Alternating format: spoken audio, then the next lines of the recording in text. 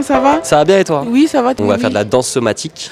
Oui. Voilà, c'est ça, avec Vous avez l'espièglerie. fait la dernière fois. Exactement. Là, c'est là où vous nous avez vu Calme faire et puis la déchaîner, cheucheu. puis après... Ouais, faire la cheucheu. What's up? Bon, je crois qu'on va aller l'embêter. Bah, c'est cool, hein. Et ça fait combien de temps que tu fais de la danse, du coup? Moi, ça fait 1 an et demi. D'accord. Ouais. Ok. Avant ça, j'étais animateur en Ok. club vacances. D'accord. Et ensuite, en faisant des clubs vacances lors de ma première saison à mes 18 ans, j'ai kiffé la scène. Moi, c'est la scène que j'apprécie particulièrement. D'accord. Faire du théâtre, du chant, de la danse, tout ça, c'est des choses qui m'ont beaucoup plu, apprécié. Et j'ai mis beaucoup de temps à me dire, je vais essayer d'en faire quelque chose de professionnel. Ouais. Ça m'a mis 5 ans du coup. Là, actuellement, j'ai 23 ans. Waouh. Et du coup, l'année dernière, j'ai quitté une saison. Le destin m'a appelé, m'a dit, bon, faut que tu rentres à Paris et tente ta chance. D'accord. Juste après le Covid. Donc, je me suis dit, j'ai déjà un plan B en tant qu'animateur, directeur en club vacances. Et je me suis dit, pourquoi pas tenter ma chance. Je suis rentré à Paris, j'ai pris des cours directement au Lax Studio. Ouais. Où du coup, j'ai rencontré des teachers. Et à chaque fois, j'allais voir les teachers à la fin des cours en leur disant comment vous avez fait, qu'est-ce qu'il faut faire, etc. Et c'est comme ça que j'ai connu Yacine. D'accord. Et je lui ai envoyé un petit message en mode je suis très chaud, moi je veux apprendre vite, je suis quelqu'un qui apprend vite, est-ce que Et tu es là, chaud il de t'a me calmé, prendre quoi, voilà. non? Et après, j'ai fait des petits privés avec ce cher monsieur et j'en suis là aujourd'hui. Et est-ce que tu es quelqu'un de stressé, du coup, comme tu étais animateur, la scène? Non, pas du tout. D'accord. Non. Ok. Dans la scène et tout, bah justement, moi j'ai commencé à faire de la scène et de la danse sans savoir danser. Et donc pour moi, ça m'a enlevé une barrière directement que peut-être d'autres voient ça comme vraiment le font d'une façon très professionnelle, tandis que moi je le vois plus comme un amusement avant tout. Et voilà, D'accord. je sais pas si tu comprends. Si, j'ai Ouais. compris. D'accord, ben merci beaucoup, Gwen.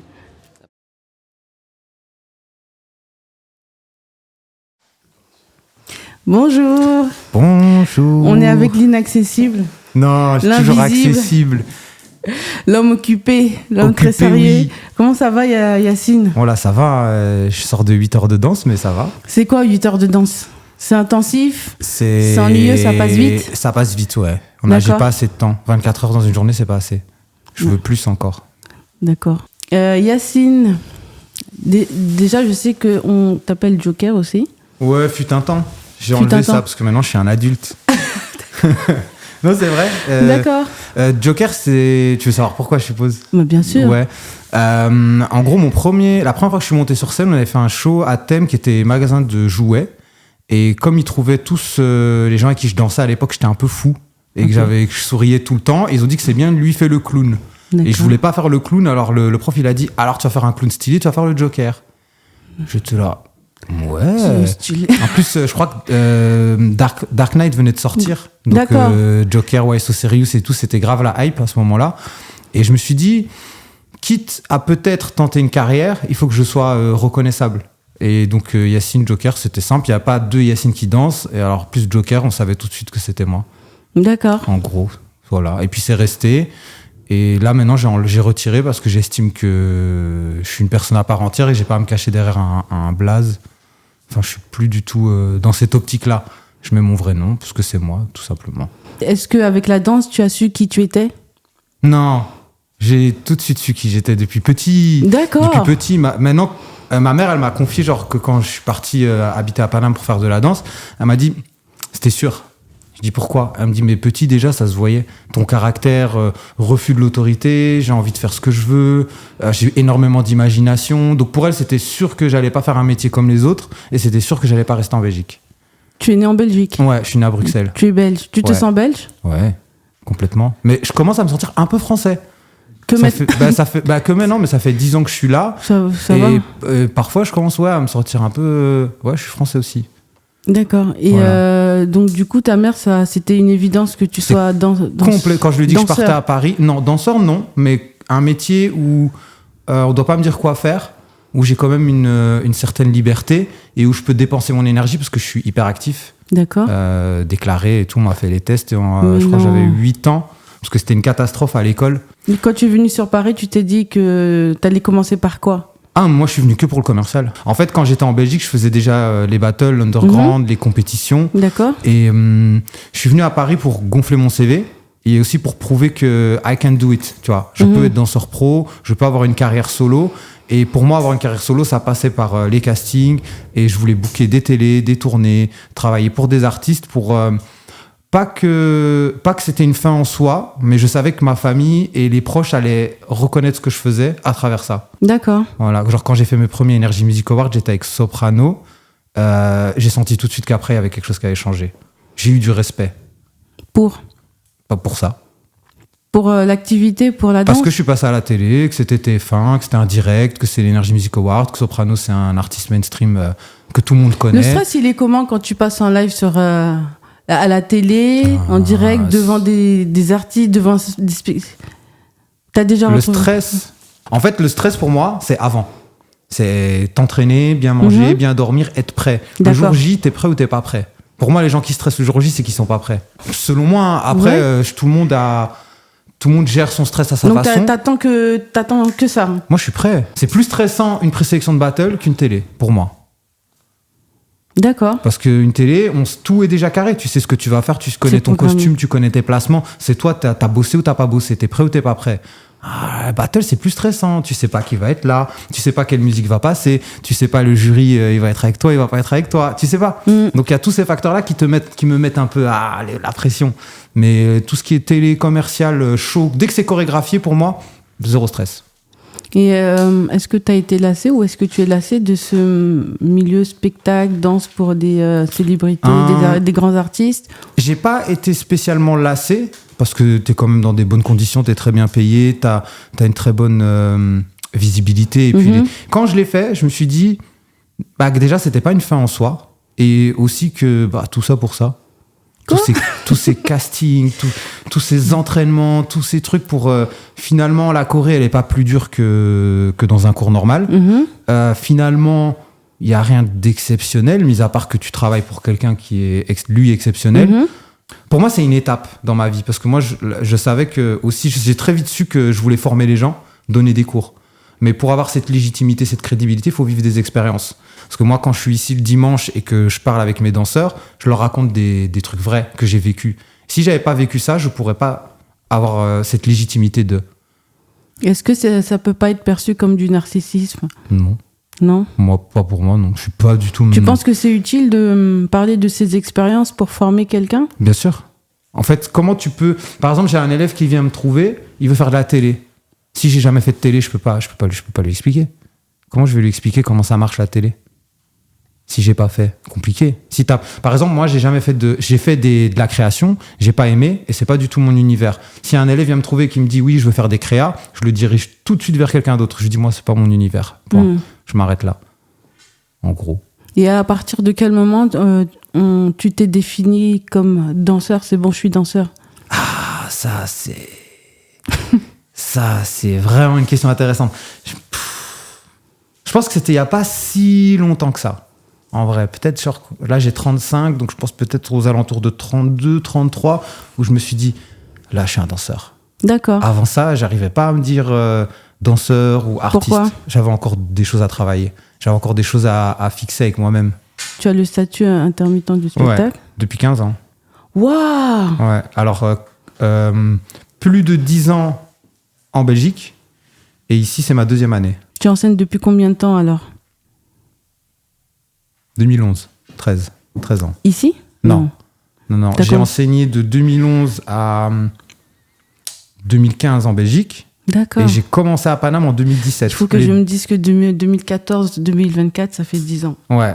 Il faut que je me mette... Moi, je suis arrivé ici en 2015. D'accord. Et j'ai pas donné cours les 2 premières années. Parce que je voulais pas donner cours sur Paris, parce que j'avais des lacunes. Il fallait que je travaille. Et je voulais me sentir prêt. Ou si je viens donner un cours à Paris, il faut que je sois au top. Et comment tu sais que tu es au top? Est-ce que c'est les gens ou est-ce que tu dis tu es prêt? Alors moi, j'ai attendu de me sentir prêt.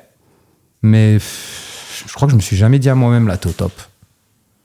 Je pense qu'on le voit même à travers ta façon d'enseigner et à travers ce que tes élèves, tes collaborateurs, comme j'aime bien ce mot-là, disent. Enfin, déjà, très humble, quoi.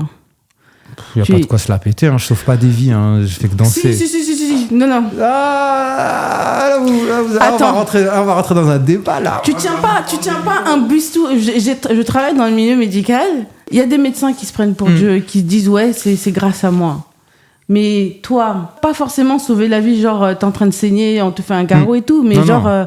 Extirper d'une condition étouffante. En fait, c'est parce que moi, je prends la danse avec recul, j'ai commencé tard.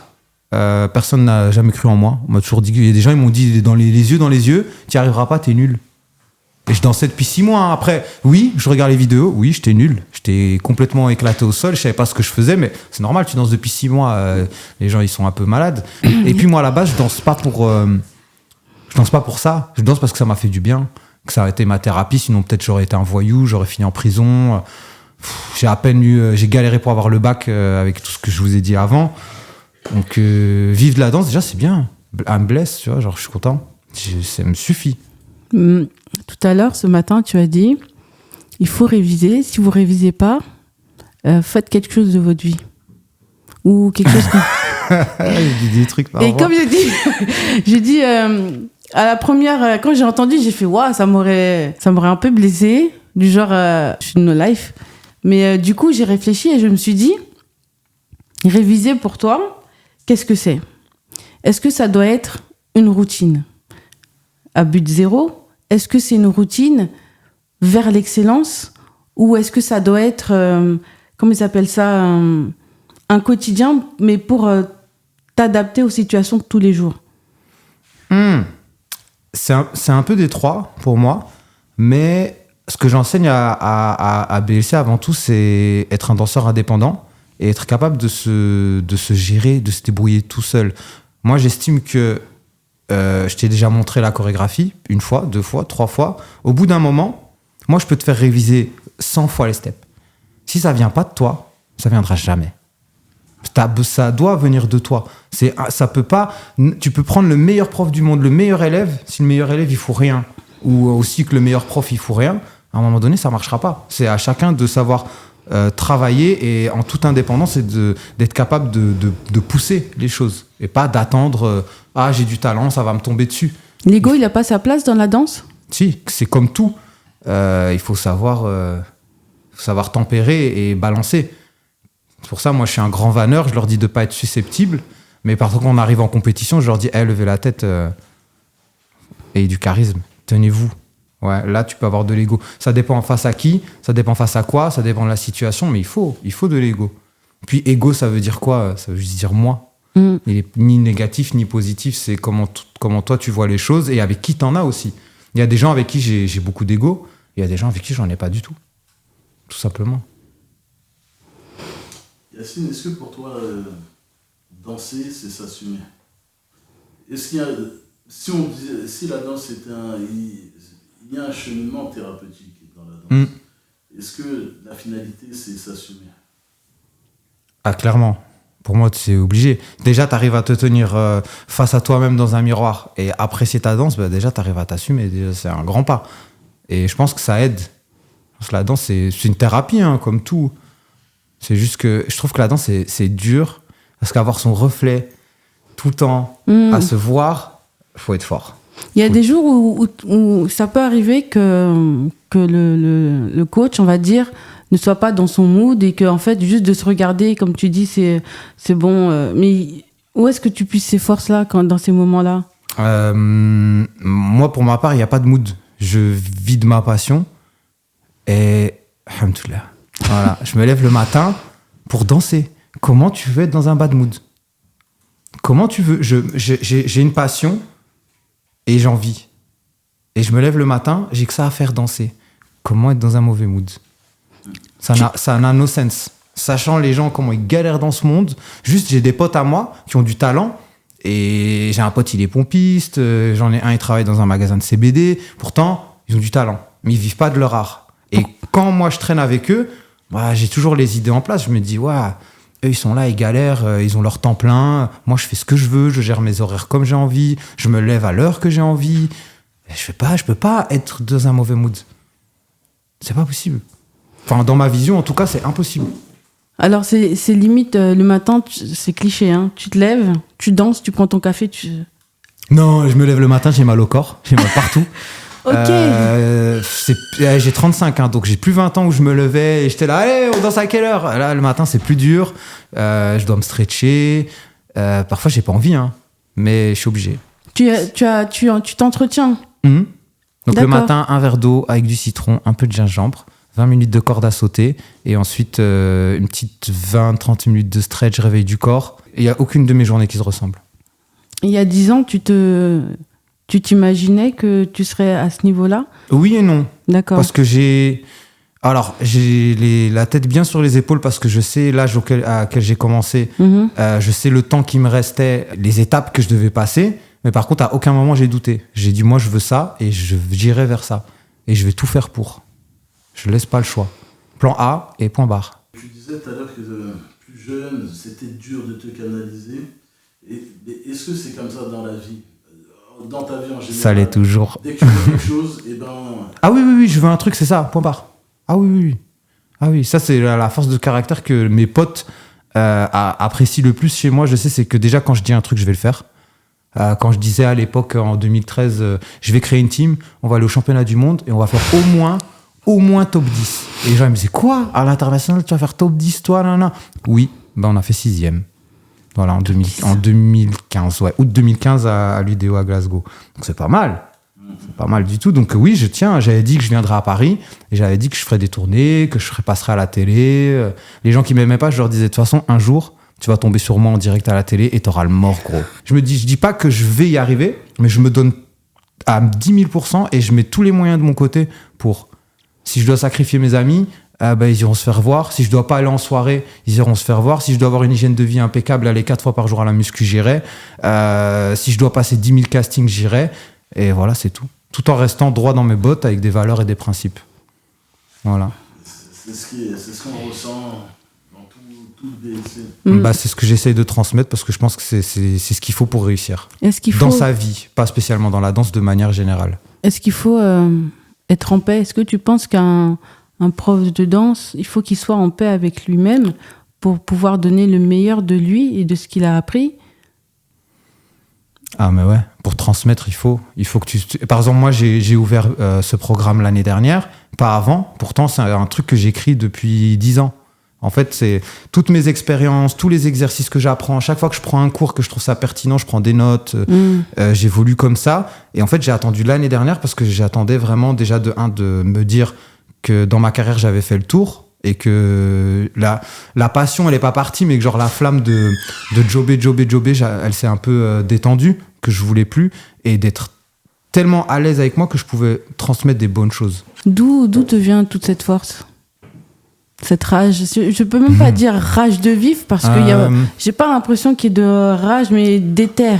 Je suis déter parce que j'ai 2 gros trucs dans ma life. Mes parents ils sont divorcés et il avait dit en gros qu'il allait pas s'occuper de nous. Suite à ça, moi j'ai perdu mon petit frère d'un cancer. Et alors entre la rage de prouver à mon daron que moi je suis pas une merde et que j'allais y arriver, j'allais réussir dans ma vie sans lui, plus la perte de mon frère, j'ai l'impression que je dois vivre 3 lives. C'est beaucoup, hein. Je dois vivre la life que lui il a pas vécu et en même temps je dois vivre la mienne, mais je dois aussi prouver à l'autre que il a eu tort de se barrer et de pas s'occuper de nous. Donc après, c'est là que j'ai eu les nerfs. D'accord. Que j'ai une déterre. J'ai une déterre de manga, de personnage de manga, vraiment genre qui va pas lâcher l'affaire. C'est comme t'as déjà vu des personnages qui se mettent, les personnages qui se mettent à pleurer et à crier en même temps et après qui se transforment. Ouais. C'est ça. C'est ça. C'est ça. En tout cas, c'est de là que vient ma déterre. Ma déterre, elle vient d'une colère. D'accord. Pas toujours bien, hein, parce que j'ai eu des pétages de plomb, mais que j'ai réussi à la transformer en une énergie, une motivation qui me tient sur le long terme. Tu sais, en gros, faut pas se coucher sous la colère. Tu dois pas, en fait, t'embrouiller, être en colère et puis tranquille. Mais je pense que... Et tu dois rien faire sous la colère. Ouais, on n'agit pas sous la colère, ouais. Mais la danse, tu peux.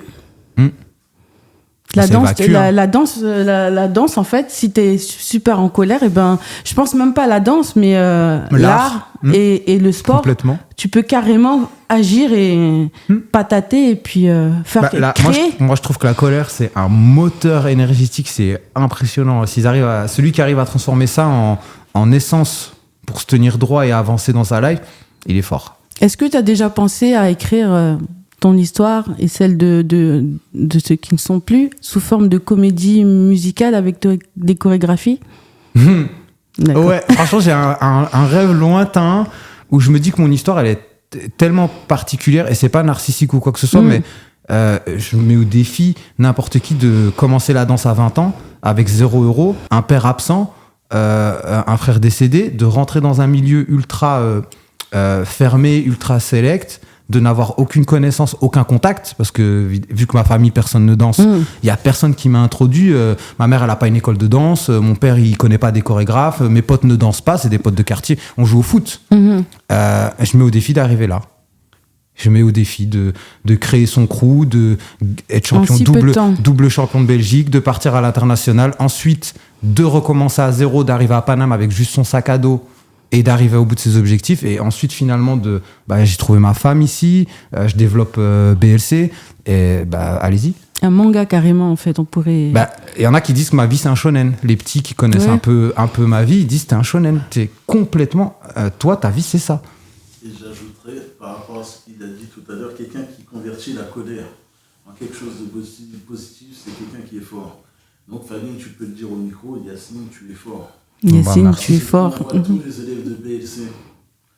Et cette rage, regarde. Et on reste dans le thème du manga, hein. Le sensei, regarde. Moi, j'adore. Hein. Moi, je trouve que vraiment, les mangas, c'est... Les gens, ils peuvent dire ce qu'ils veulent. Pim pam poum, Kamehameha. Non. Regardez entre les lignes. Ce qui vous apporte, ce que ça donne et le mindset que ça te donne. C'est incroyable. Le message de ma vie. Nous, les témoignages qu'on récolte, ce sont des vies qui changent. C'est pas tout le monde qui a cette capacité, cette aura de pouvoir... En fait, je pense que je suis la preuve par A plus B déjà que tout le monde peut y arriver. Parce que, comme je dis, tu prends un gars de 20 ans qui a pas... Je savais pas faire un pas de bourré. Je savais pas faire droite-gauche. Genre, je suis parti de zéro. J'avais aucune prédisposition. J'étais souple des jambes parce que j'avais fait du taekwondo. Voilà, super, souplesse des jambes. Ouais, et j'allais pas faire du classique avec. Donc, en gros, ça me servait pas à grand-chose. Le problème des danseurs, c'est qu'ils regardent tout de suite les jobs qui sont tout en haut de la pyramide. Ils vont regarder Chris Brown, Madonna, ils vont regarder la télé, ils vont dire « Ah, c'est ça que je veux faire ». Mais en fait, tu peux vivre de ton art à plus petite échelle, en toute humilité. Tu peux donner des cours enfants, tu peux donner des cours tout court, tu peux faire... Il y a plein de jobs, il y a plein d'opportunités, il y a plein de trucs. Et je pense que les gens restent tellement focalisés sur les étoiles, ils n'y arrivent pas, ils se frustrent et après, ils arrêtent. Et moi, ce que j'essaie de faire comprendre, c'est que par rapport à ton profil, ton vécu, ton machin, il y a une place pour toi, ici, quelque part. Aussi. Et aussi, il y en a qui ont du talent dans d'autres choses. Et la danse, en fait, c'est une ouverture à autre chose. Par exemple, quand tu sais danser, j'estime que tu sais filmer. Tu sais prendre des photos de danseurs en mouvement, des trucs comme ça. Tu peux faire des sons. Tu peux faire plein de choses quand tu sais danser. Et en trouvant leur talent dans cette autre chose, il y en a qui se développent. T'as déjà rencontré des gens qui t'ont dit « Ouais, mais toi, t'as dansé pour qui ?» Tout le temps. Oh, c'est la première question qu'on me pose. C'est pas une fin en soi. Tu peux avoir bossé pour je sais pas, pour Chris Brown parce qu'il cherchait un métis à ce moment-là et t'étais pas le meilleur métis sur Terre, mais t'étais dispo. Et c'est réel, c'est des trucs qui sont vrais. Ou tu peux faire la tournée de Justin Bieber et après travailler au McDo. Tu leur réponds quoi à ces gens ? Je leur réponds qu'on s'en fout et qu'ils connaissent la plupart des gens avec qui j'ai bossé et que pour moi ça définit pas ma valeur et que j'ai pas spécialement envie de parler de ça. D'accord. J'essaye de ne pas me cacher derrière ça. Par exemple, je veux shade personne ni quoi que ce soit, mais les danseurs qui ont besoin de mettre sur leur Insta tous les artistes avec qui ils ont bossé, en fait, ça veut dire que tu te définis comme ça en tant qu'artiste. Et moi, j'ai juste été backdancer, donc je ne peux pas me cacher derrière un soprano ou un Gims pour définir mon identité artistique et dire c'est ça c'est moi. Non, c'est pas moi. Ça, c'est un taf que j'ai fait, qui était bien, qui était cool, j'ai passé un bon moment, mais je veux pas que ça me définisse.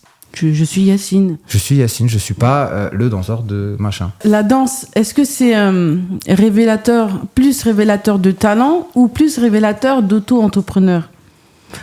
Ah, pour moi, c'est révélateur d'entrepreneur. D'accord. Ouais, parce que pour être danseur, je vous jure, il faut vraiment avoir l'esprit d'entreprise. Il faut avoir l'esprit de... C'est dur hein, de se lever le matin, t'as rien à faire. Va faire ton stretching, va courir, va t'alimenter correctement, va t'entraîner tout seul, va prendre tes cours, vas-y, va, gère ta vie tout seul. Quand t'as pas un patron qui te dit de 8 à 16, t'es au boulot. C'est bien, c'est super, c'est une liberté. Il faut l'assumer après. Parce que j'en connais beaucoup qui sont tombés dans... Je me lève à 14h, ouais, j'irai prendre le cours de 19h. Et puis finalement, les mois passent, les années passent. Déjà, t'as rien foutu. Tu t'es perdu. Ça demande d'une discipline. Et discipline, c'est pas un mauvais mot. La discipline, c'est important. Et moi, je dis toujours, c'est ce qui m'a rendu fort, comme vous dites fort, c'est de faire toutes ces petites choses que les autres, ils veulent pas faire. Tu veux pas te lever tôt, moi je vais me lever tôt. Tu veux pas aller faire ton cardio, moi je vais faire mon cardio. Vous voulez pas aller à la muscu, moi je vais y aller. Et j'y allais tout le temps. Voilà. Sans que personne jamais ne me prenne la tête à gros, il faudrait que tu ailles à la muscu. Non. Je suis grand, je me lève, j'y vais parce que j'ai des objectifs et que c'est un passage obligatoire pour y arriver. C'est tout. Est-ce qu'avec cette discipline, tu peux dire que si le mode survie devait être activé, t'es au taquet? Je suis au taquet. Mettez-moi où vous voulez, je vais survivre, je vais toujours m'en sortir. En plus, je pense que si j'ai pu m'en sortir dans cette ville, parce que cette ville, elle est quand même assez folle, tu peux t'en sortir partout. Alors, ce que j'aime dans cet endroit, on est à Paris 16e. Déjà, c'est une planète. T'es dans des beaux quartiers. Les gens, ils sont pas du tout inquiets. Ils sont peaceful. Et ensuite, tu arrives ici. C'est le bull. C'est un autre univers. Et ce que je trouve super magique, c'est que... Bon, Paris, c'est magique. Mais c'est que, en fait, cet univers hip-hop, famille, unité, soit en plein cœur de Paris. Mais... Enfin, je sais pas. Pour moi, c'est deux univers différents, entre le multivers. Voilà. Ça, il faut dire merci à Christine, la directrice du studio, parce que me faire confiance, me donner les clés comme ça et me dire allez, le dimanche, on n'est pas ouvert, fais ce que tu veux. Et elle me fait confiance, elle me laisse faire mes trucs et ça, c'est cool. Et dans 10 ans, tu te vois où? Dans mon business plan, je me vois au Maroc. Waouh. Parce que mes grands-parents sont venus en Belgique. D'accord. Pour permettre à mes parents d'avoir une meilleure éducation, une meilleure vie et de faire des études. Moi, ma mère, elle a fait ça pour que moi, je puisse vivre mes rêves et je vais les vivre à fond. Et j'estime que pour boucler la boucle, il faut que je rentre chez moi et que je donne ce qu'on m'a donné, que je rende en retour. Et vu comment le Maroc a essayé d'évoluer avec la danse, moi, je pense que clairement, ils ont besoin d'un gars comme moi sur place. Parce Totalement. que là-bas, il manque de OG. Après, moi, j'en suis pas un, mais dans les années à venir, peut-être. Et il manque de transmission d'informations et il manque d'informations tout court. Et moi, je me dis, si je suis sur place, que j'achète un terrain, que je monte une école, je peux faire quelque chose.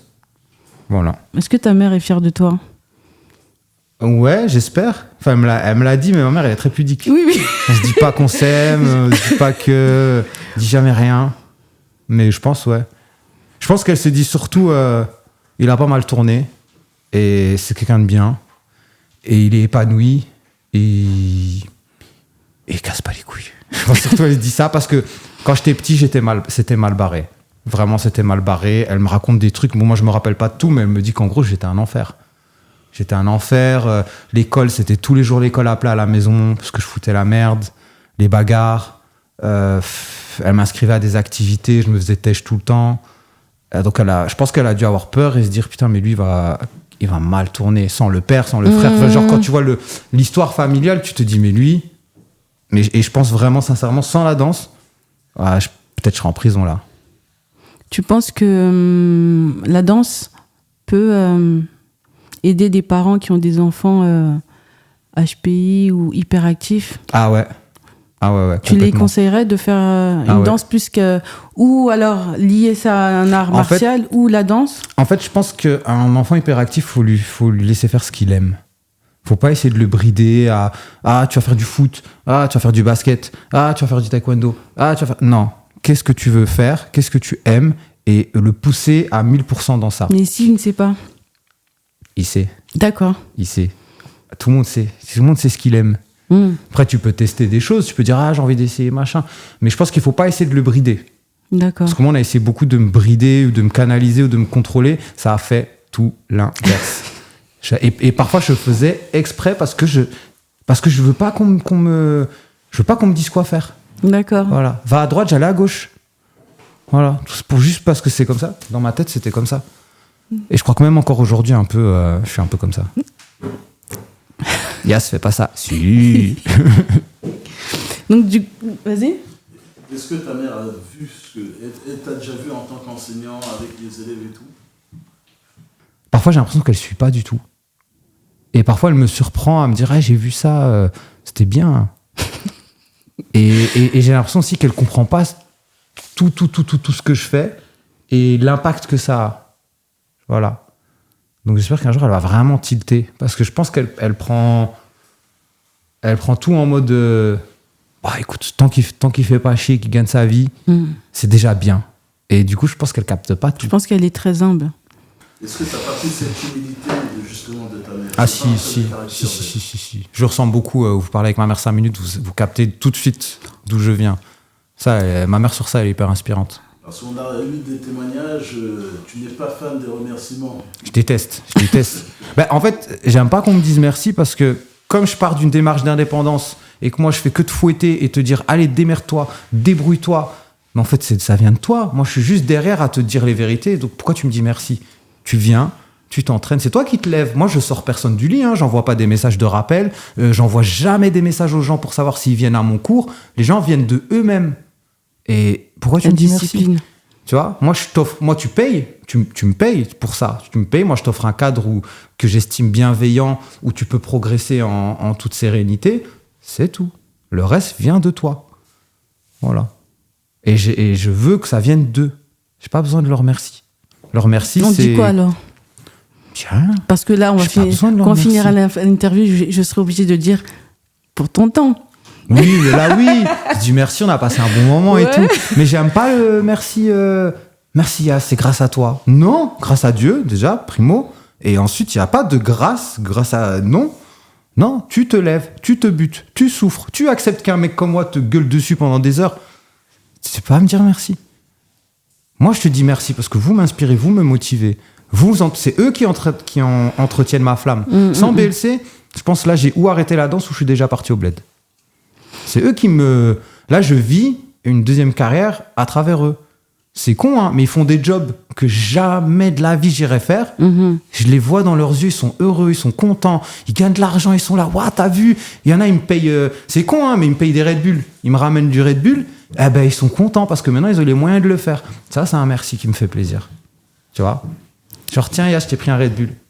C'est parce que dans sa tête, il pense à moi. Il est content de le faire. Il se dit, j'ai gagné un peu de thunes, je vais pouvoir offrir un Red Bull au sensei. Eh ben, ça me suffit. Ça, c'est un bon merci. Plutôt que merci, c'est grâce à toi.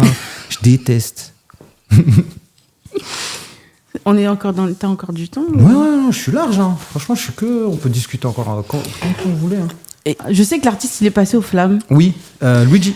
Et je connaissais pas. La première fois que j'ai écouté, là, c'était en regardant Les Flammes. Comment, en fait, on arrive à retransmettre l'émotion d'un texte qui n'est pas le nôtre en une chorégraphie qui parle? Comment tu arrives à traduire?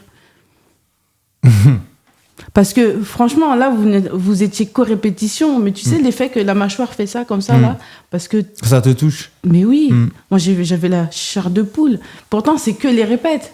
Comment est-ce qu'on arrive à cette étape-là de traduire une chanson, un texte? Moi, je pense que c'est un don. Parce que maintenant, ça fait... Alors, au début, je disais que le don et les talents, ça n'existe pas. J'ai toujours dit ça, je crois, pendant plus de 10 ans. Et en fait, maintenant, non, ça existe. Il y a des gens qui ont du talent, il y a des gens qui ont des dons.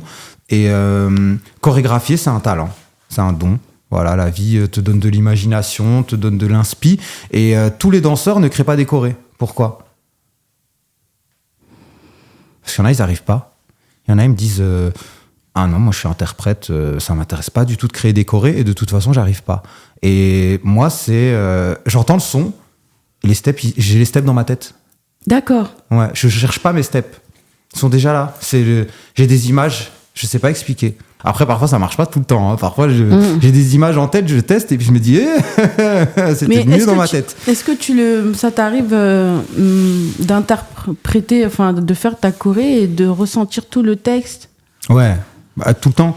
Déjà, Ah ouais? quand je crée, alors mon petit process à moi, c'est allumer la PlayStation, choisir la partie du son que je vais chorégraphier, taper ça en boucle pendant 1 heure ou 2. Écouter jusqu'à ce que je capte tout, le piano, la vibe, ce qu'il y a derrière, les paroles, les intentions qu'il met, je capte tout, je suis en mode automatique. Et là, il faut pas me parler pendant ces 2 heures parce que je te calcule pas. Je suis dans 2 trucs en même temps. En fait, la PlayStation canalise mon corps, comme je suis hyper actif, et mon cerveau se concentre sur la musique. Et une fois que je capte tout, je me lève et je crée. Et ce matin, je t'entendais compter. 3, 4, 5, bon bref, je sais pas si c'est les bons comptes. Et aussi, répéter avec les paroles. Pourquoi est-ce que c'est important de répéter avec les paroles? Tu vois, tu chantais en même temps. En fait, ça dépend des musiques. Par exemple, là, sur Monde, c'est ternaire. Donc, c'est 1, 2, 3, 1, 2, D'accord. 3, 1, 2, 3. Et lui, il pose pas sur ça. Lui, il pose son texte... C'est la valse, ça, non? C'est une valse, ouais. D'accord. Lui, il pose sa voix comme ça, sur le truc. Un peu comme un Kendrick Lamar ou un Lil Wayne. Du coup, c'est un peu plus compliqué de compter. D'accord. Voilà. Ok. Donc, et puis, les gens me disent qu'ils comprennent mieux. Alors là, je trouve ça très bizarre parce que moi, je suis très maths. Ils comprennent mieux chanter que compter. Est-ce que ça a cette fonction-là aussi, de ressentir le texte? Bah ouais, parce que quand moi, je vais le chanter, par exemple, si je compte, je vais faire 1, 2 et 3, 4, tandis que quand je vais le chanter, je vais dire de ce monde. Tu vois, je vais prolonger le mot et du coup, dans mon intention, t'as déjà l'info. Mais je ferai pas 1, 2, 3, 4. Et quand je le chante, je le fais. Et je suis très mauvais chanteur. Mais c'est un exercice compliqué parce que du coup, il y a une élève qui s'y est prêtée. Ah bah ouais, ils ont rigolé parce que je me suis trompé, au lieu de dire cause, j'ai dit zone, ça les a fait rire. Du coup, je l'ai mis à ma place et j'ai dit vas-y, on va voir si c'est facile. Parce que eux, ils rigolent, ça les fait rire quand on se trompe d'un mot. Mais alors déjà, c'est pas marrant parce que moi, je dois être aware de mes steps, de mes temps, de mes dynamiques, de mes intentions. Je dois les regarder en même temps et en plus, je dois chanter. Mais moi, je suis nul en chant. Et ça les fait rire. Ah, tu veux rigoler? Vas-y, fais-toi. Tu vois, elle a plus rigolé après. Une fois qu'elle a testé, elle a fait pas facile. Bah non, c'est pas facile. Voilà. Et est-ce que les attentes, elles sont les mêmes parce qu'il y a 3 groupes, c'est ça? Il y a 2 groupes. 2 groupes? Ouais. Et les attentes, elles sont les mêmes? Ouais, ça, un truc qu'on a en commun, c'est la déterre. D'accord. Ouais, obligé. De toute façon, il y a des gens qui sont venus, un peu, moi je les appelle les touristes. D'accord. S'ils n'ont pas la déterre, ils se font manger tout cru par l'énergie. L'énergie de la team. Quand t'as 30, 40, 50 personnes qui sont en mode ah, t'en as un qui est pas comme ça, il se fait manger. D'accord. Et on a eu le cas, il y a des gens qui n'ont pas fini la session. Siné a fait du coaching un peu intense. Alors, je sais pas si c'est moins intense que d'habitude ou plus intense. Non, en égal. fait, il suit mon programme. C'est juste que moi, comme je suis fatigué, il prend le relais. Et je lui disais, est-ce qu'il y a des danseurs qui restent dans leur zone de confort et qui ne font pas ce conditionnement physique? Est-ce que c'est vital, ce conditionnement? Est-ce que ça devrait être la norme chez tous les danseurs? Ah, mais bien sûr que ça doit être la norme. Alors, on a vu un film la semaine dernière, ça s'appelle Resilient Man. C'est un danseur de ballet qui a une rupture du tendon d'Achille. Et on suit sa rééducation pendant 3 ans. Et ça parle de ça, le film. Et en gros, il expliquait que lui, il faisait pas toutes ces petites choses. Et quand il a eu sa blessure, il a compris à quel point c'était important. En fait, un artiste, c'est un sportif. C'est ça qu'il dit en gros. Il dit c'est juste que c'est un petit peu différent, mais c'est un esprit libre avec une méthodologie de sportif. Voilà, c'est ça qu'il dit exactement. Un esprit libre. Ouais. Avec une méthodologie de sportif. Ouais.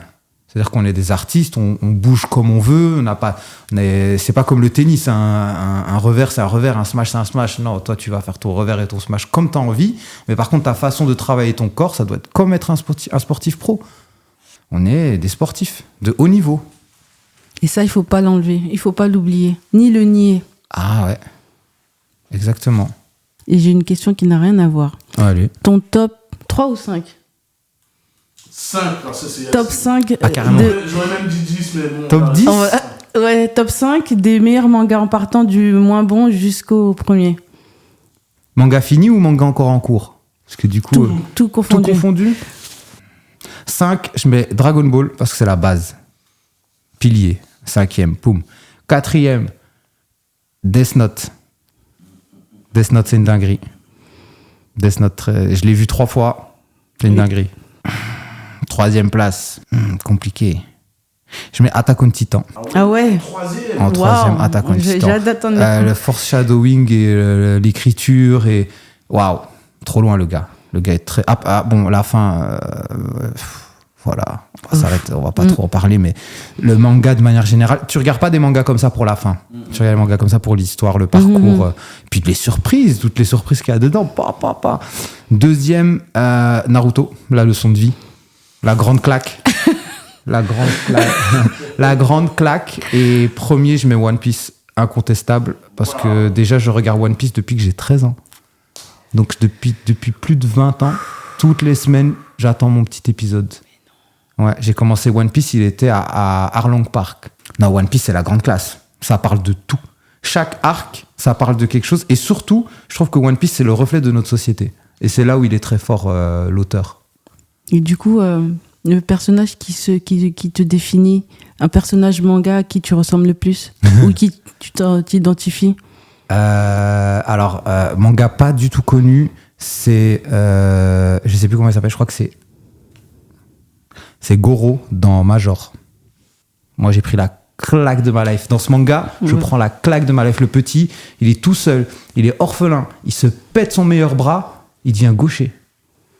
Et il brûle tout le monde dans le manga.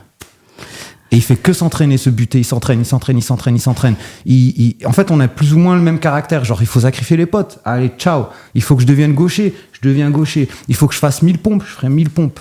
Il faut que je cours plus que les autres, je vais courir plus que les autres. Et c'est que ça, claque sur claque. Pour moi, c'est le manga où, genre, si j'ai un coup de... je suis moins motivé, je vais regarder ça. N'importe quel épisode. Au hasard. Pouf. On va jeter un œil. Major, c'est trop bien. D'accord. Ouais. Ok, merci beaucoup Yacine. Merci à vous, Merci pour c'était ton trop temps. cool. Et puis, Enfin, on avait faire ce podcast. Merci beaucoup.